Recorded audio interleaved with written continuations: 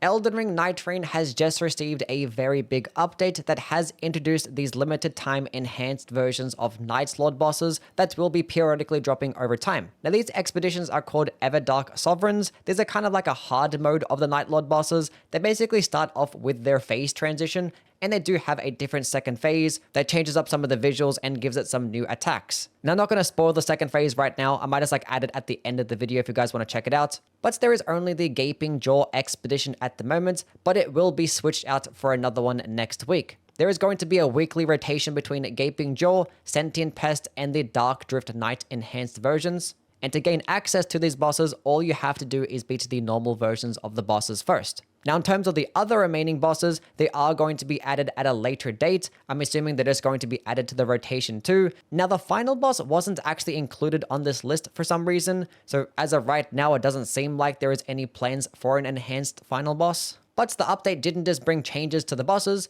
they also added in a brand new vendor and a new currency. When beating this new expedition, you will be rewarded with Sovereign Sigils. The first time you defeat it, it will grant you 25, but every time you beat it afterwards will only grant you 5 sigils, but when you lose an expedition, it'll only grant you 1 sigil. And this will drop alongside the relics and the merc that you will normally get when completing an expedition, and it does seem like the drops are pretty much just as good as if you were to beat the final boss. Now you can only access this merchant after beating the new enhanced boss, and he is just located outside of the building next to the shore. But yeah, this merchant or interactable store is called the Collector Signboard. And he sells stuff ranging from relics, new chalices, the same skins that are already in the game.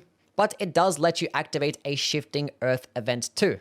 For only 1 Sovereign Sigil, you can activate any Shifting Earth event that you want. And you can actually buy these as often as you would like as well. And yes, you can still turn it off the exact same way via the bed. Another thing the merchant can sell is the ability to alter the sight of grace between dark mode and light mode, and this will also cost 1 sigil, which honestly is great because I didn't really like how it was always really dark after completing a certain amount of the game. So this way you can actually alternate it if you do want it to be a bit more bright, or just leave it the way it is. There is another option to actually give the Witch's Brute relic to be exchanged for a cracked one. Now, I think this is for lore reasons or lore purposes, because the only differences between the both would be their item descriptions. Because the perks are the exact same, there might be something that I am missing. Not really too sure about it though.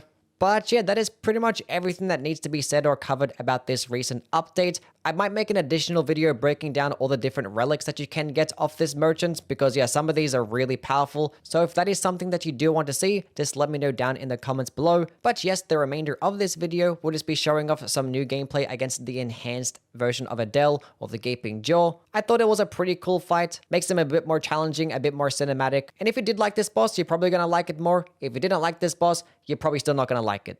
But yes, thanks for watching, and catch you guys in the next. See yas!